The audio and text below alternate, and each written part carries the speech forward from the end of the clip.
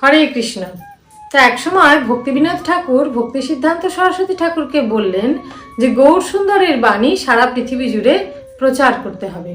সেই জন্য ওনাকে বললেন যে দীক্ষা গ্রহণ করতে হবে। তা ভক্তি সিদ্ধান্ত সরস্বতী ঠাকুর জিজ্ঞাসা করলেন কার কাছে দীক্ষা গ্রহণ করবেন। তাতে ভক্তিবিনোদ ঠাকুর বললেন গৌর কিশোর দাস বাবাজি মহারাজের কাছে দীক্ষা গ্রহণ করার জন্য।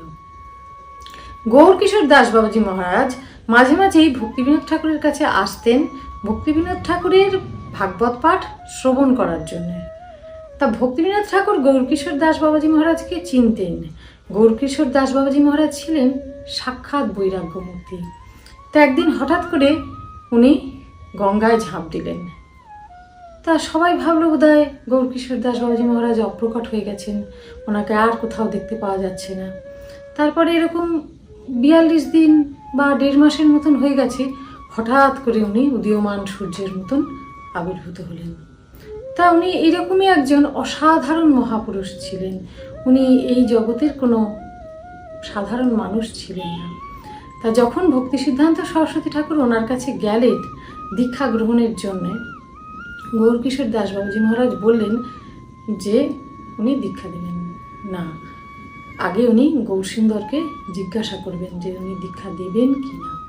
তা তখন ভক্তি সিদ্ধান্ত সরস্বতী ঠাকুর বললেন যে তাহলে যদি উনি ওনার কৃপা না পান তাহলে উনি ওনার জীবন রাখবেন না।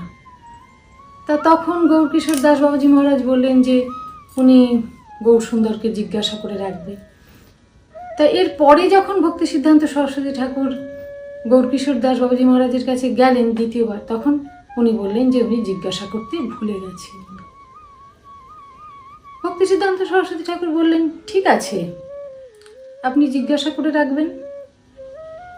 তা তখন আবার উনি তারপরে ওনার সঙ্গে দেখা করতে এলেন এবং তখন গৌরকিশোর দাস বাবাজি মহারাজ বললেন যে গৌরসুন্দর বলেছেন পাণ্ডিত্য দিয়ে ভগবানকে পাওয়া যায় না। ভক্তি সিদ্ধান্ত সরস্বতী ঠাকুর বললেন যে ঠিক আছে, উনি পাণ্ডিত্য অভিমান ত্যাগ করলেন। গৌরকিশোর দাস বাবাজি মহারাজ যা বলবেন উনি তাই করবেন। এরপর গৌরকিশোর দাস বাবাজি মহারাজ ওনাকে দীক্ষা দিতে রাজি হলেন এবং জলঙ্গি নদীতে স্নান করে আসতে বললেন।